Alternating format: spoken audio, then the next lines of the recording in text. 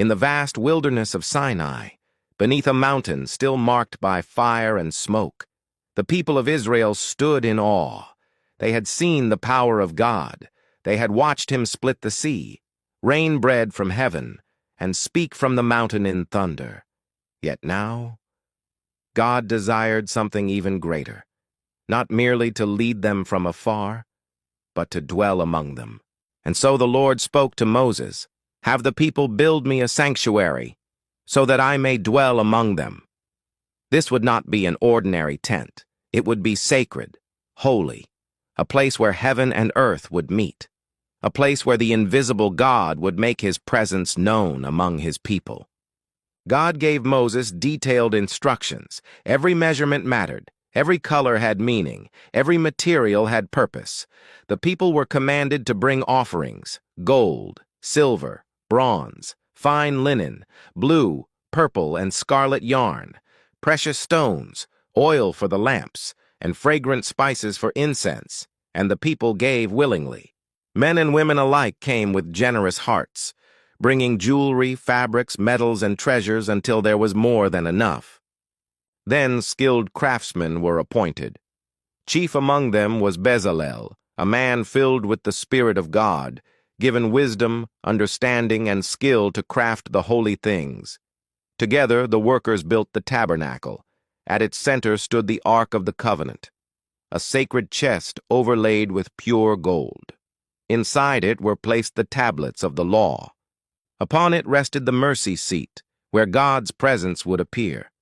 Before the ark hung a thick curtain, separating the most holy place from the rest of the sanctuary. Only the high priest could enter beyond that curtain, and only once a year. Outside, the veil stood the table of showbread, the golden lampstand, and the altar of incense. In the courtyard outside stood the bronze altar for sacrifices and the bronze basin for washing. Every piece pointed to holiness. Every detail taught a lesson: that God is near, but he is holy; that sin separates man from God, but God provides a way for reconciliation. Then Aaron and his sons were consecrated as priests.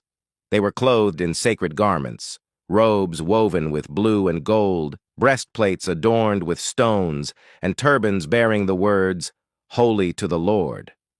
They would stand between God and the people, offering sacrifices, prayers, and worship. At last, the tabernacle was complete. Every curtain hung, every pole secured, every sacred object placed exactly as commanded. And then Moses did as the Lord instructed. He anointed the tabernacle and dedicated it to God. Then something incredible happened. A cloud descended. The glory of the Lord filled the tabernacle. So powerful was his presence that even Moses could not enter. The God who thundered from Sinai, the God who split the sea, the God who created heaven and earth, now dwelt in the midst of his people. By day, the cloud rested over the tabernacle. By night, fire burned within it, and whenever the cloud lifted, Israel would break camp and follow. Wherever God moved, they moved. Wherever God stayed, they stayed. The tabernacle became the center of Israel's life. It reminded them daily. God was not distant. He was with them.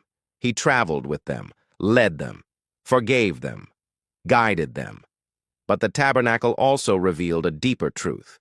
Though God desired to dwell with humanity, sin still created separation. Curtains remained, sacrifices continued, blood was required.